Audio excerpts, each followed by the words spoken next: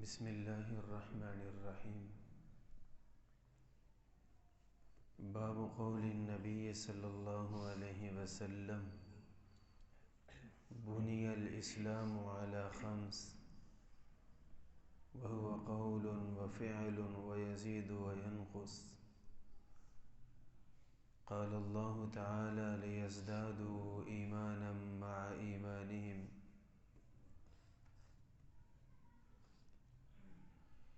والحب في الله والبغض في الله من الإيمان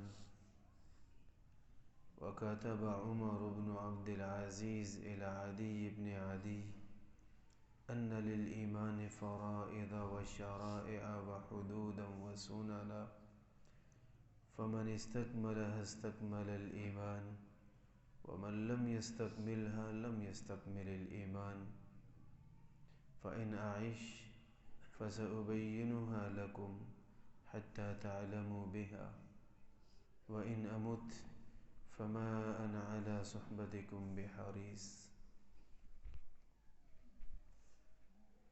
بخاری شریف سے کتاب الایمان کے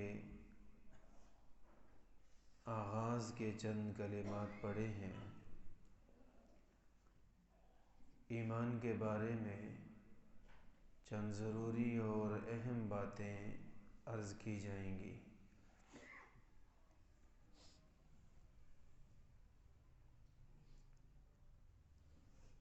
ایمان کہتے ہیں کہ انسان کو دین کی کم از کم تمام ضروری باتوں کا یقین ہو،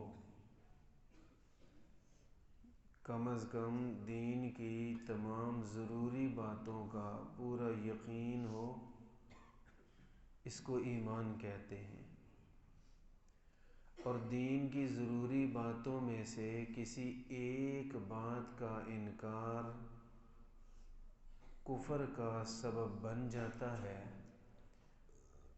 اور ضروریات دین میں سے کسی ایک بات کے انکار کے ساتھ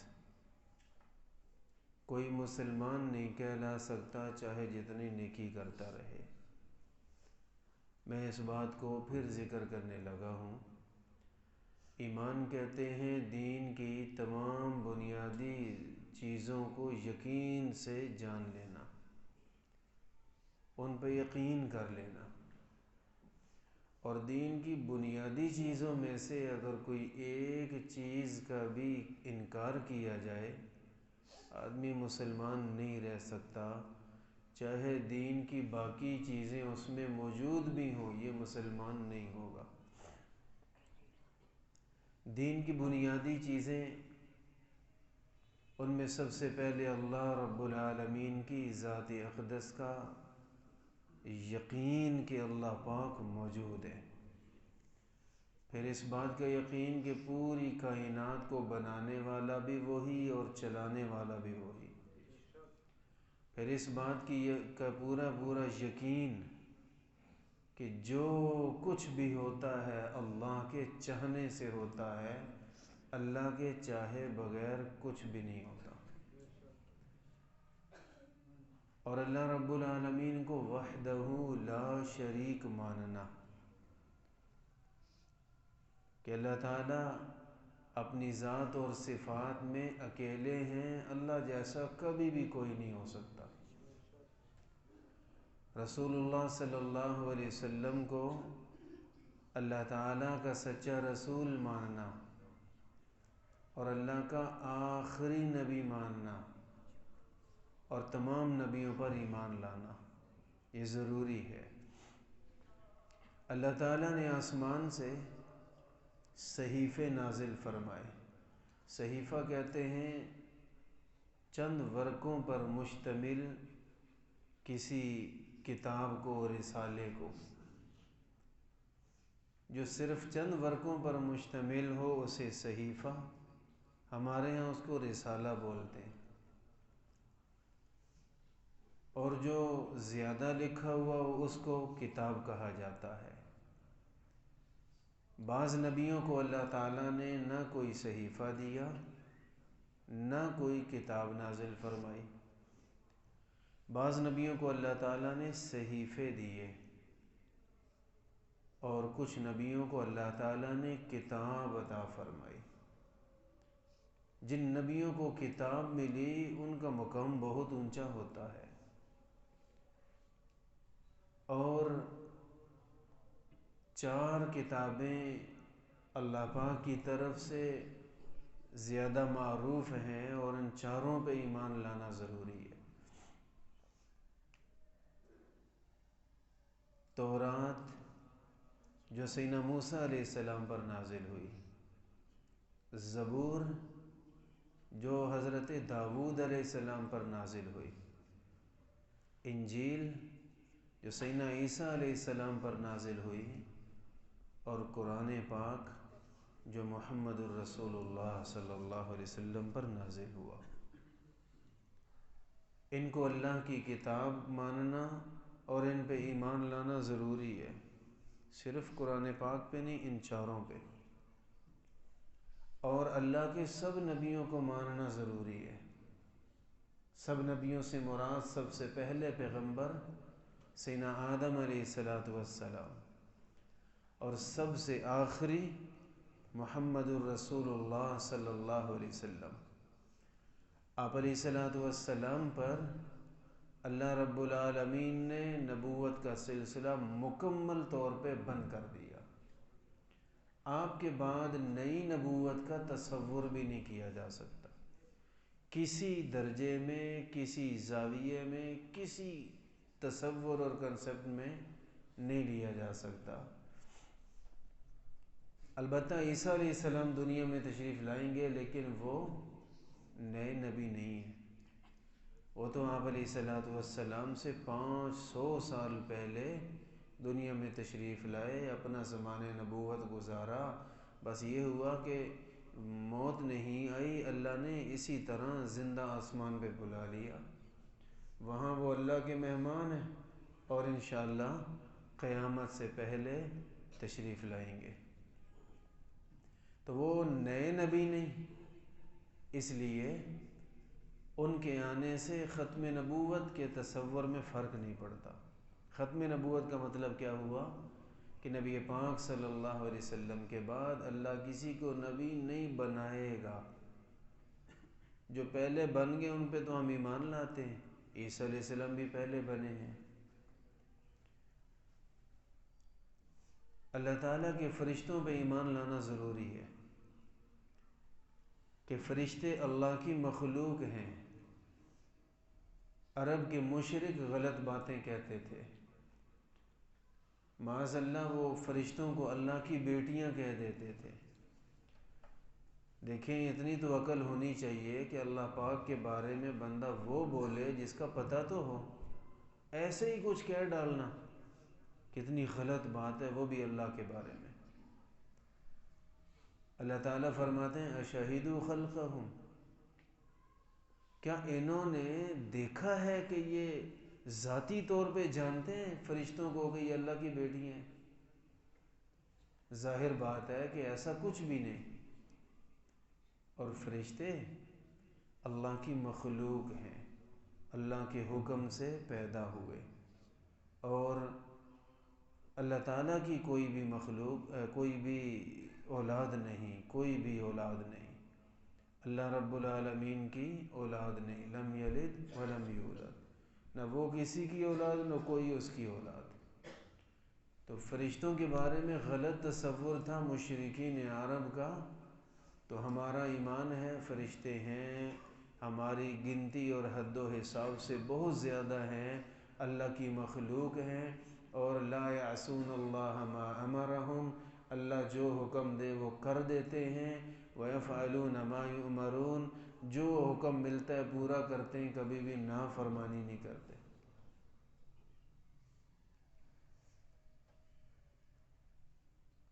اور قیامت کے دن کا یقین ایمان کے لیے بنیادی چیزوں میں سے ہے کہ مرنے کے بعد تمام جنوں اور انسانوں کو دوبارہ زندہ کیا جائے گا، اور اللہ رب العالمین زندگی میں کیے ہوئے ہر عمل کا بولے ہوئے ہر لفظ کا بدلہ دیں گے۔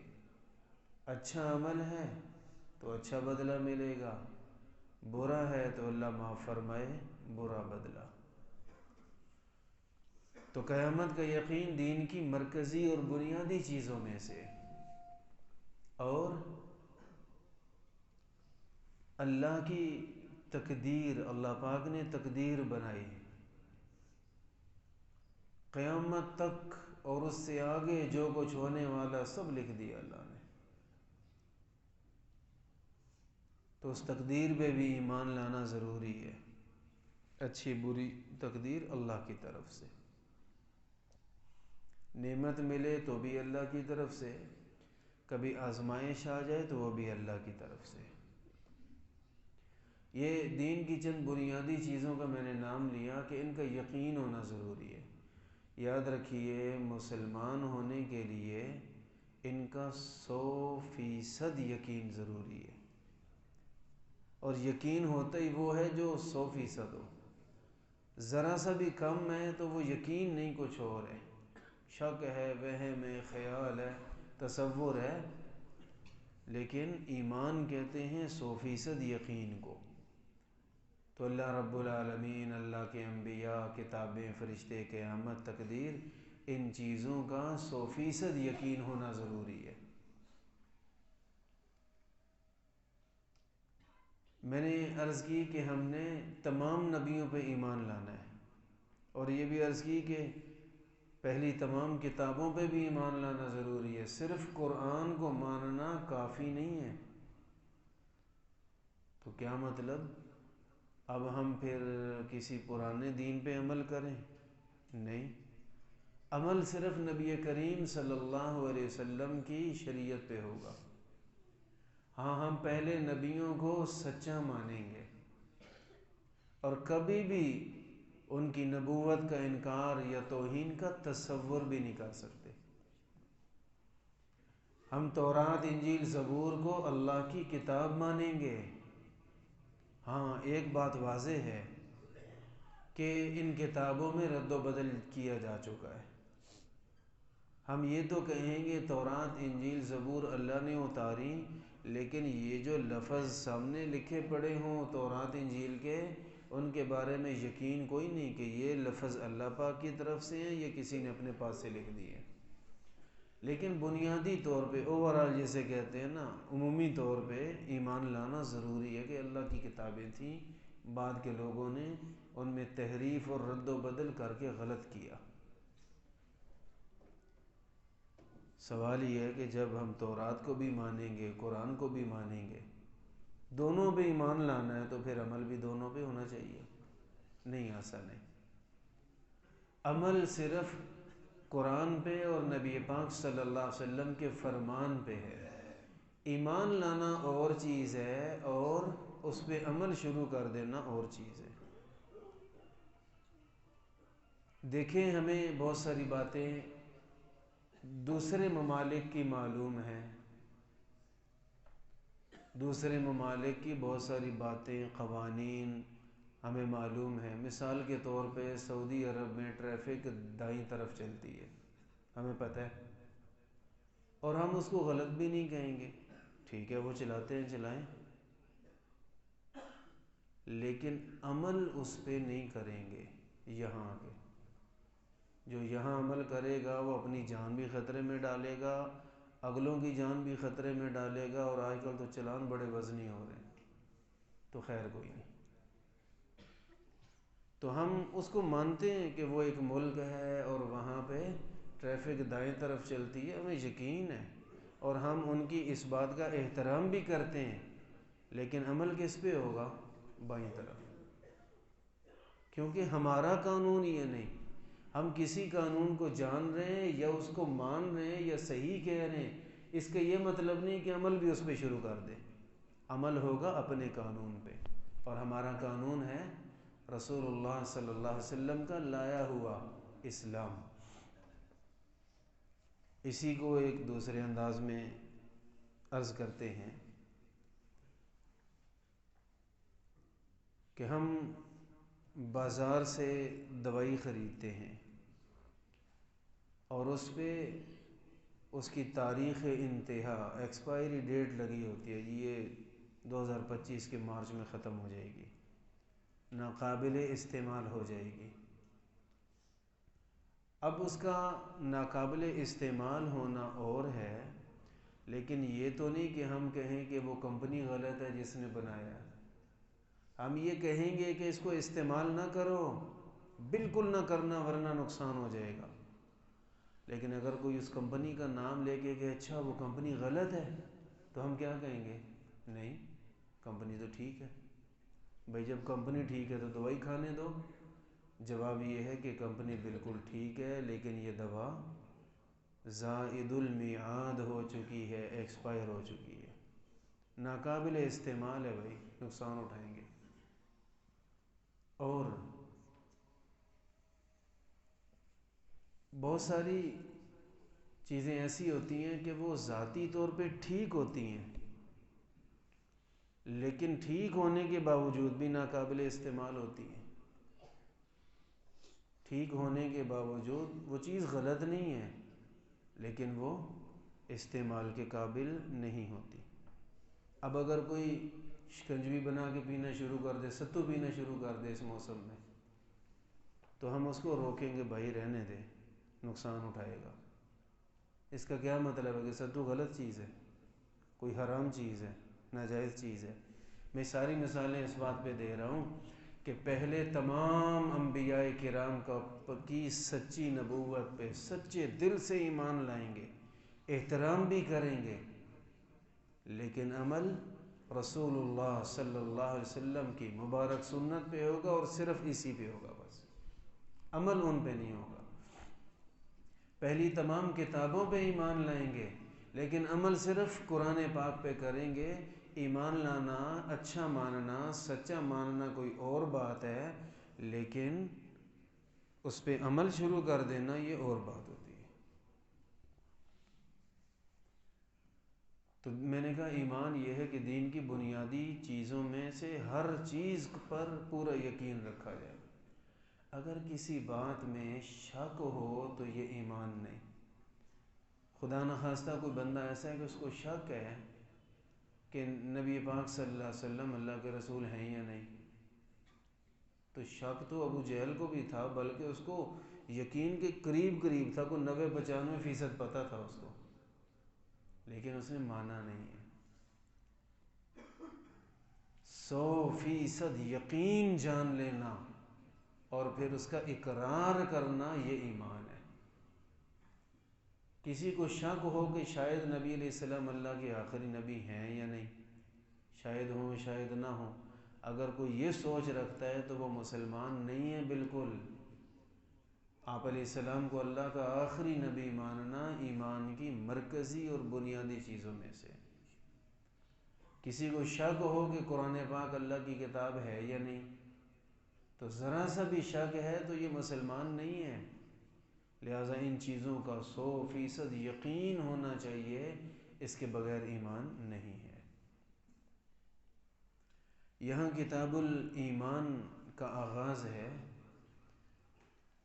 یہاں امام بخاری رحمہ اللہ نے سب سے پہلی بات یہ لکھی، احادیث کے حوالے سے کہا کہ والحب فی اللہ والبغض فی اللہ من الایمان، اللہ کے لیے محبت کرنا، اللہ کے لیے نفرت کرنا، یہ دونوں چیزیں ایمان کا حصہ ہیں، یہ ایمان کا حصہ ہے۔ آج ہمارے ہاں یہ ایک تصور بنا ہوا ہے کہ بس جی نا ہر ایک کی عزت کرنی چاہیے، بس ہر ایک سے محبت کرنی چاہیے۔ یہ ہم نے تو بنا لیا، لیکن دین یہ نہیں ہے۔ دین یہ ہے کہ ہر مسلمان سے محبت کرو، ہر مسلمان کی عزت کرو، واقف ہے نا واقف ہے، اپنا ہے پرایا، کسی خطے کا ہے، لیکن کافروں کے لیے یہ چیز نہیں ہے، غیر مسلموں کے لیے یہ اصول نہیں ہے۔ یہ بہت ساری احادیث میں آتا ہے، امام بخاری رحمہ اللہ نے انہی احادیث کی طرف اشارہ کیا، لکھا کہ اللہ کے لیے محبت کرنا یہ بھی ایمان ہے۔ اور اللہ کے لیے نفرت کرنا یہ بھی ایمان ہے۔ اللہ کے لیے محبت بھی ایمان، اللہ کے لیے نفرت کرنا بھی ایمان ہے۔ اللہ کے لیے محبت کیا؟ وہ محبت جو دین کی نسبت سے ہو، یہ اللہ کے لیے ہے۔ کہا جی ماشاءاللہ یہ مسلمان بھائی ہے، بس میں اسے محبت کرتا ہوں، احترام کرتا ہوں، سبحان اللہ، یہ آپ کے ایمان کی علامت ہے۔ کہا کہ یہ حافظ صاحب ہیں، میں اس لیے ان سے محبت کرتا ہوں، یہ مولانا صاحب ہیں، یہ اللہ کے ولی ہیں، یہ مجاہد ہیں، یہ ابو عبیدہ ہے، میں اس سے محبت کرتا ہوں۔ تو اگر آپ محبت کرتے ہیں اس وجہ سے کہ اس میں دین کی کوئی خوبی ہے تو ماشاءاللہ بڑی سعادت کی بات ہے، یہ آپ کے اپنے ایمان کی نشانی ہے، آپ کے اپنے ایمان کی نشانی ہے۔ اور اللہ کے لیے نفرت، کہ جو اللہ کا دشمن ہے وہ مجھے ذرا اچھا نہیں لگتا، یہودی سے نفرت کرنا یہ ایمان ہے۔ رسول اللہ صلی اللہ علیہ وسلم نے بہت ساری حدیثوں میں اس کی تعلیم دی ہے۔ فرمایا خالف الیہود والنصارى، خالف المشرکین، اس طرح کی بڑی حدیثیں، ایک نہیں۔ کوئی حکم دینے سے پہلے آپ نے فرمایا مشرکوں کی مخالفت کرو۔ مخالفت وہی ہوتی ہے نا جہاں نفرت ہو۔ تو جہاں مسلمانوں کی محبت ہونا ضروری ہے وہاں کافر کی نفرت ہونا بھی ضروری ہے۔ اور کافر سے مراد نفرت والا کافر وہ ہے جو کفر پہ اڑ گیا ہے، اس کے ہدایت پہ آنے کی امید کوئی نہیں۔ اور یہودیت تو ساری کی ساری ایسی ہے۔ اگر عام کافروں میں سے 100 میں سے 10-20 بندے مسلمان ہونے کی امید ہوتی ہے، یہودیوں کے لاکھوں میں سے کوئی ایک آدھی ہوتا ہے۔ تو بہرحال جہاں نمازی کو نماز پڑھتے دیکھ کے محبت آئے تو یہ ایمان کی نشانی، وہاں ناچنے والے وہ چاہے کلمہ ہی پڑھتا ہو لیکن فی الحال کام کافروں والا کر رہا ہے۔ میں یہ نہیں کہہ رہا کہ ناچنے والا کافر ہے، کام ان کا کر رہا ہے، لہٰذا جب تک وہ اس حالت میں نفرت ہونی چاہیے، اس حالت کے بغیر ملے، اچھے انداز میں ملے، سیدھے راستے کی دعوت دے، مسجد نماز کی طرف بلائیں، اللہ سے ڈرنے کا کہیں۔ تو جس کے ایمان لانے کی امید ہو اس سے نفرت کرنے کی بجائے اسے دین کی دعوت دینی ہے۔ اور دعوت دینے کے لیے اچھے اخلاق، اچھا مزاج، اچھی سوچ۔ تو نفرت والے وہ کافر ہیں جو کفر پہ اڑ گئے، وہ سننا ہی نہیں چاہتے اسلام کی بات، یا وہ اسلام کو مٹانے کے لیے دین کے راستے میں رکاوٹ بنے کھڑے ہیں، تو ان لوگوں سے نفرت کی جائے گی۔ فرمایا والحب فی اللہ والبغض فی اللہ من الایمان، اللہ کے لیے محبت یہ بھی ایمان ہے، اللہ کے لیے نفرت کرنا یہ بھی ایمان ہے۔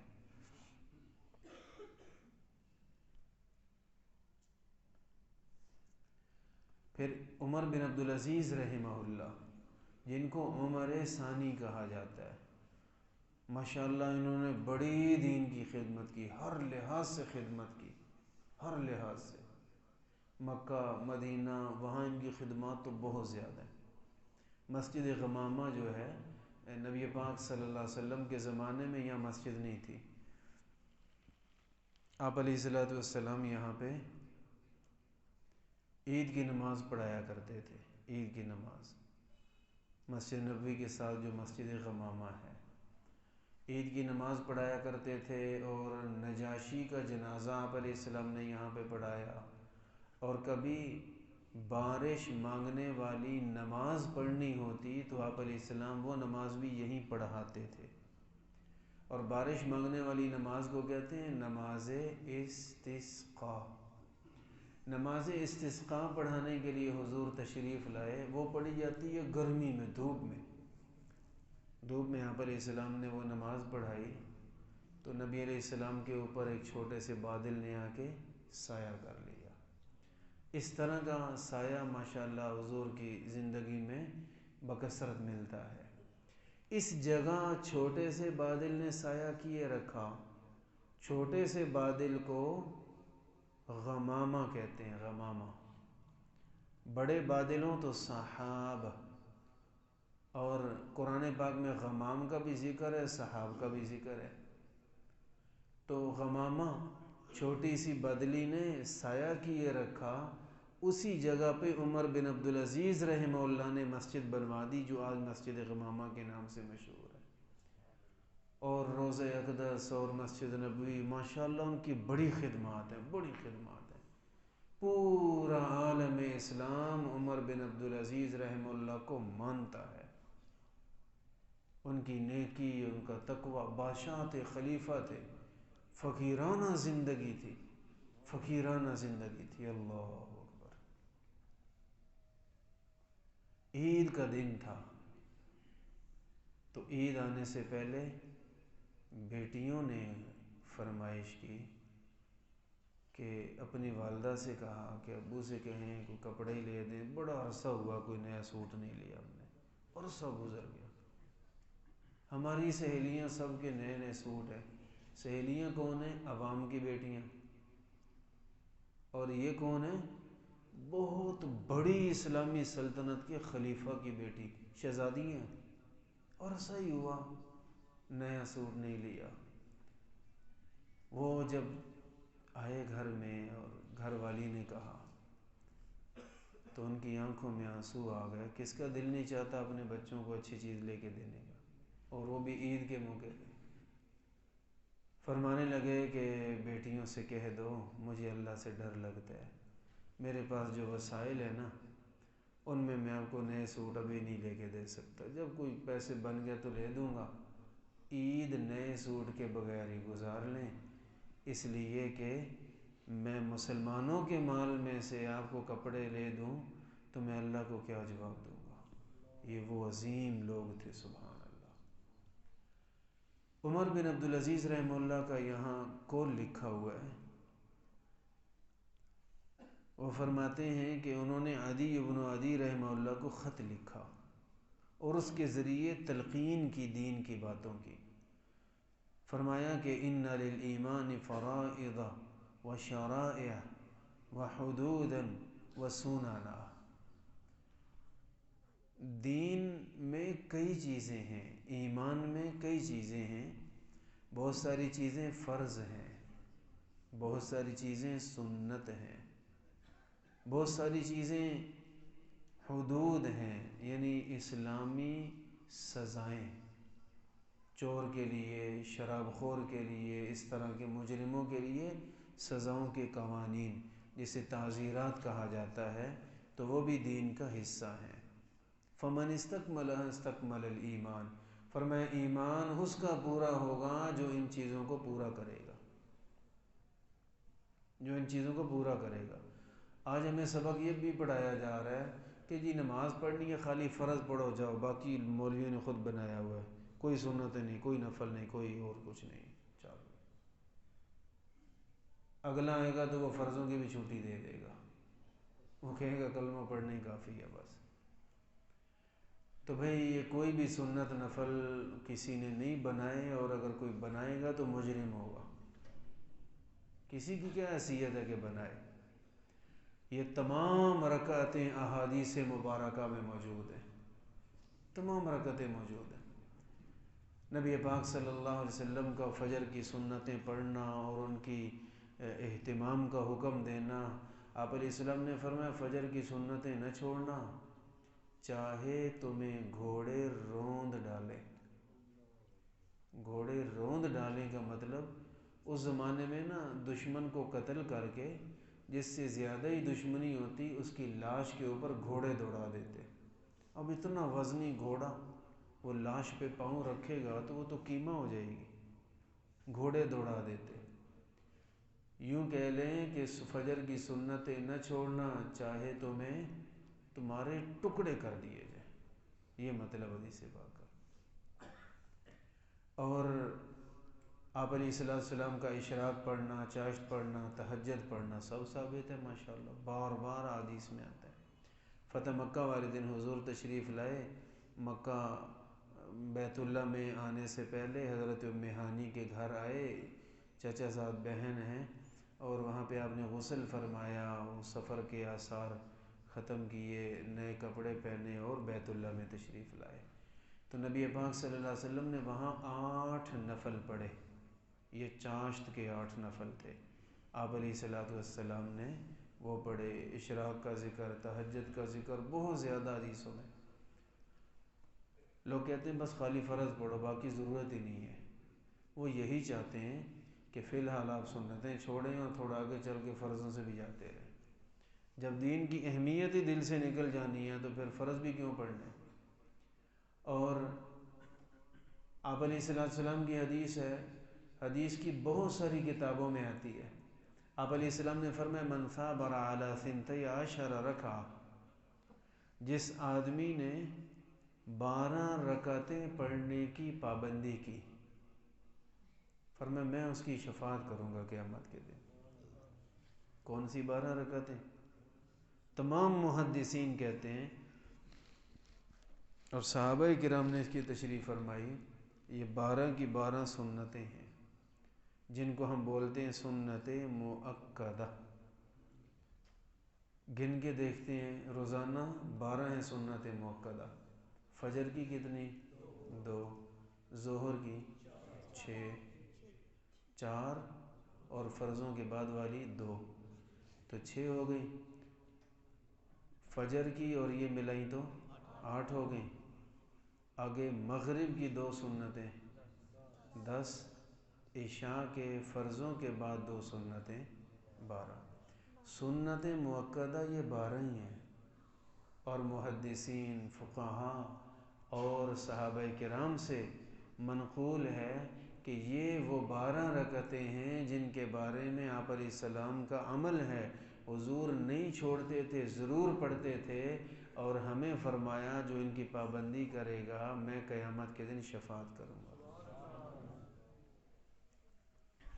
تو فرمایا کہ دین میں فرائض بھی ہیں، سنتیں بھی ہیں، حدود بھی یعنی تعزیرات بھی ہیں، اور ان تمام دین کی چیزوں کو جس نے جمع کر لیا، اپنی زندگی میں سب چیزیں لایا، فرمایا اس کا ایمان مکمل ہو گیا۔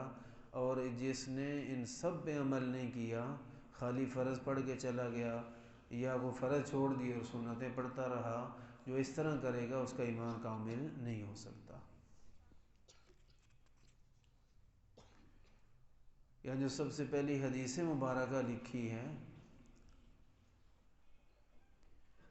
وہ لکھی معروف مشہور حدیث ہے۔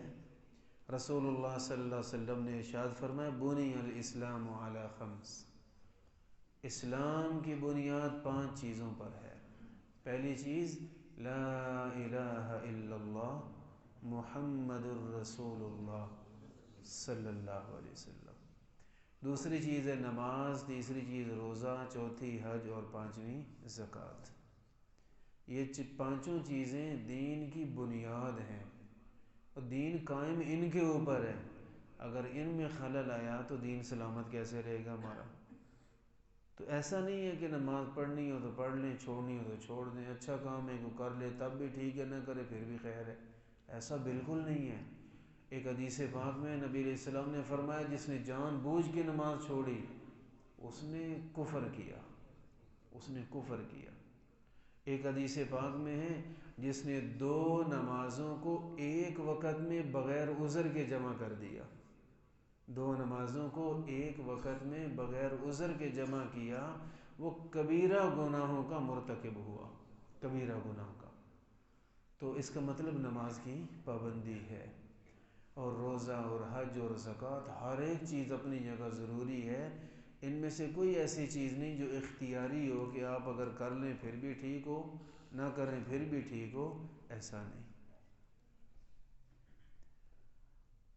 یہاں حدیث پاک میں نبی پاک صلی اللہ علیہ وسلم نے فرمایا یخرج من النار من کان فی قلبہ مثقال حبۃ من شعیرۃ من ایمان۔ فرمایا کہ قیامت کے دن جن کے اعمال نیک اعمال وزنی ہوں گے جنت میں چلے جائیں گے، جن کے نیک اعمال تھوڑے ہوں گے گناہ وزنی ہو جائیں گے، جہنم میں جائیں گے۔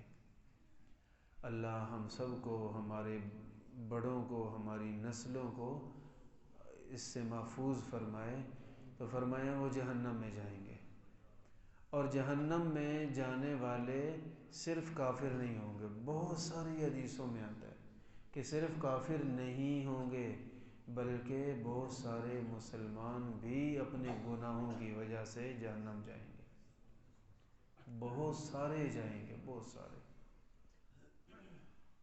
بخاری شریف، مسلم شریف وغیرہ کی حدیثوں میں۔ آج کل دیکھیں، نعت پڑھنا اچھی چیز ہے، نعت نبی علیہ السلام کی تعریف ہے، بڑی سعادت کی بات ہے۔ ایک ہے نعت اور ایک ہے نعت خوانوں کا طبقہ۔ ان نعت خوانوں نے دین کو کچھ اور بنا دیا ہے۔ یہ اس طرح کے اشعار پڑھتے ہیں کہ بس آپ مسلمان ہیں نا، آپ حضور سے محبت کرتے ہیں، آپ پکے جنتی ہیں، آپ کو کچھ بھی کرنے کی ضرورت نہیں۔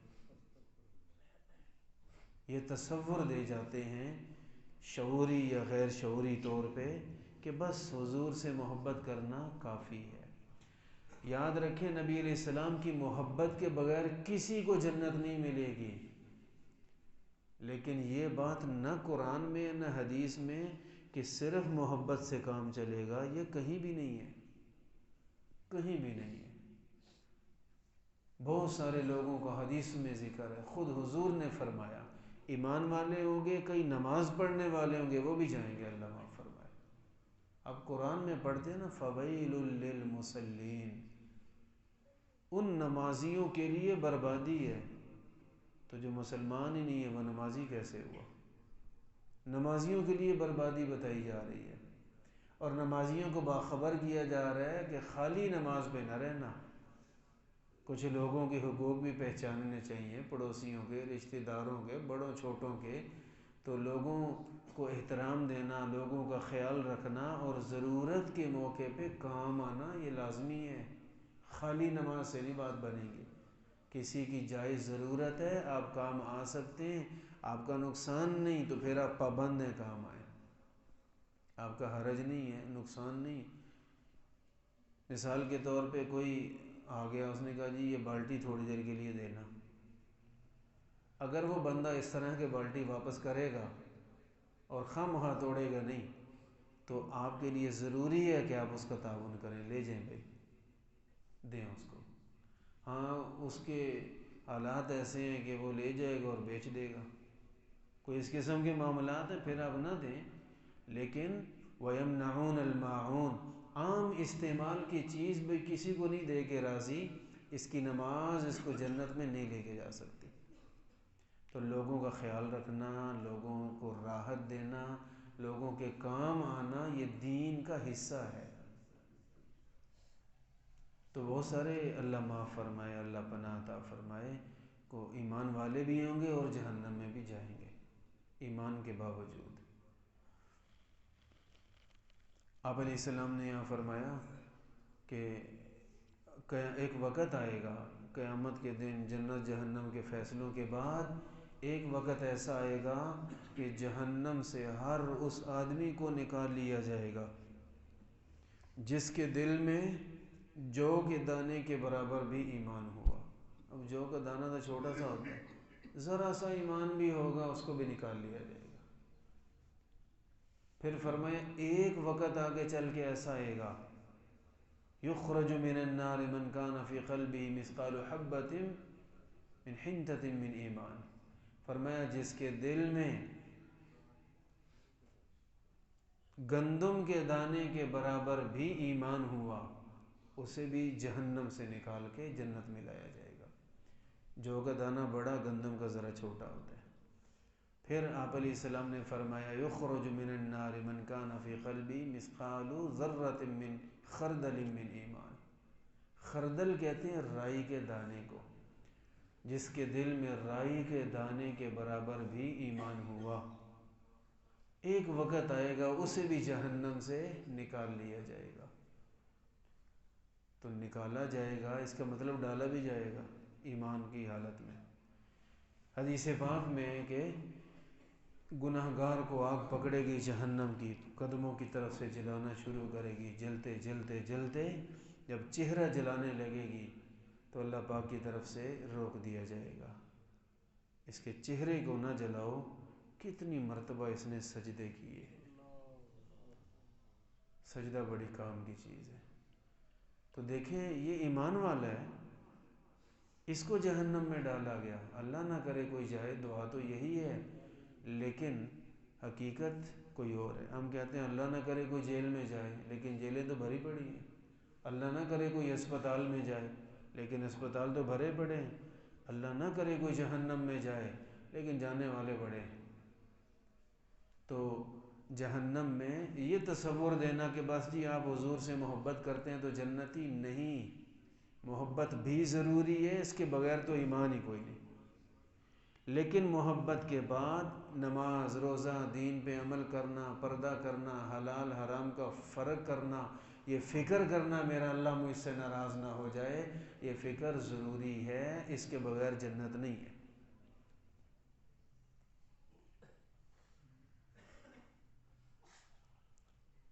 نبی پاک صلی اللہ علیہ وسلم نے فرمایا ایک وقت آئے گا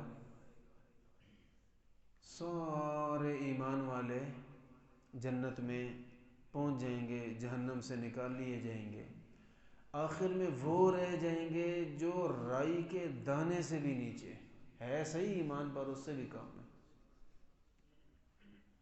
کافر ان کو طعنہ دیں گے،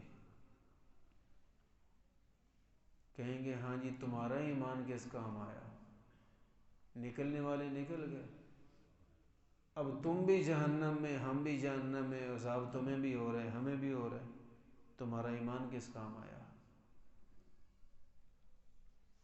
تو حدیث پاک میں کہ اللہ رب العالمین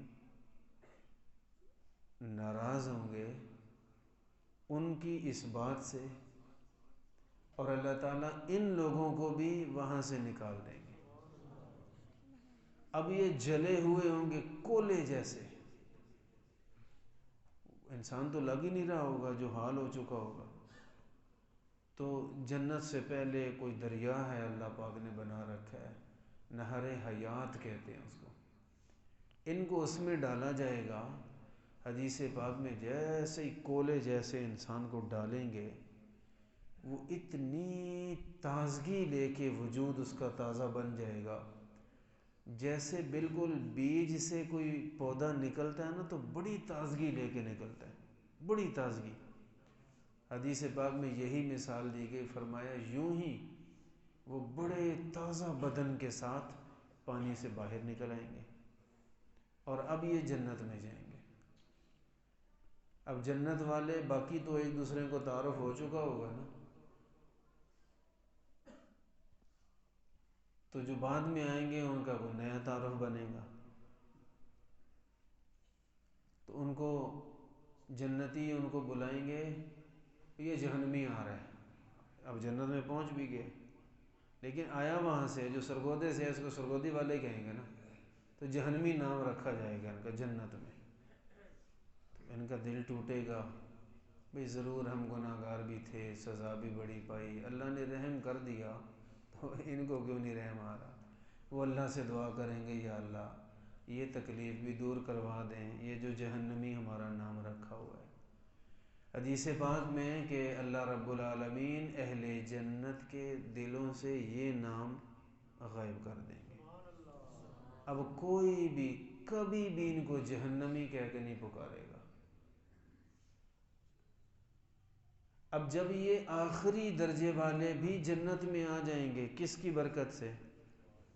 ایمان کی برکت سے، ایمان کی برکت سے آ جائیں گے۔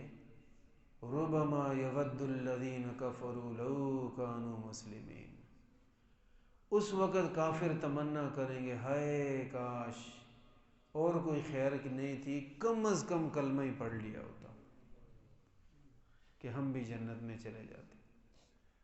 لیکن کافروں پہ اللہ نے جنت حرام کر دی ہے، ہو ہی نہیں سکتا کہ جنت میں کافر جائے، یہ نہیں ہو سکتا۔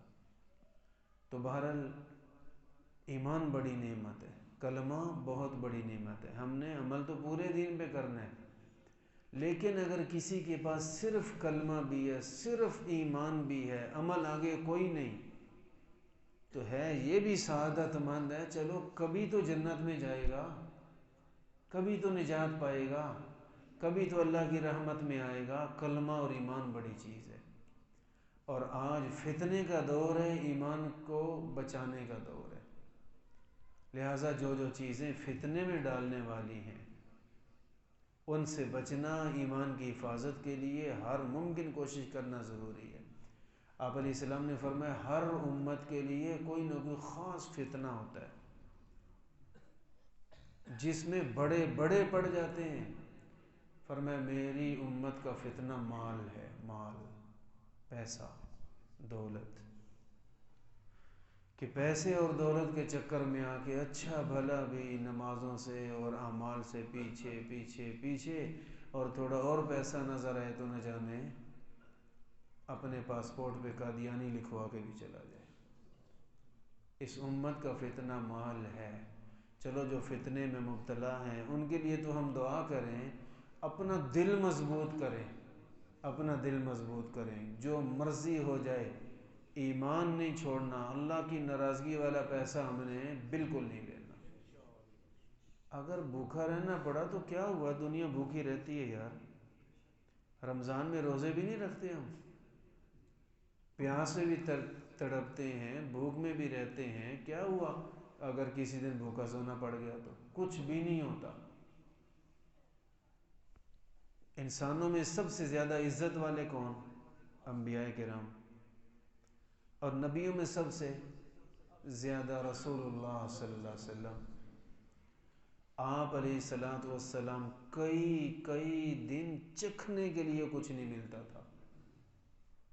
آج ہمارے یہاں یہ تصور بنا ہوا، مہنگائی ہو گئی ہے خودکشی کر لو، مہنگائی ہو گئی سوتے ہوئے بچوں کو معاذ اللہ ذبح کر دو، زہر کھلا دو، وہ جی صبح اخبار میں آئے گا، حکومت پہ پریشر پڑے گا، ڈال لے پریشر، کتنا پڑ گیا۔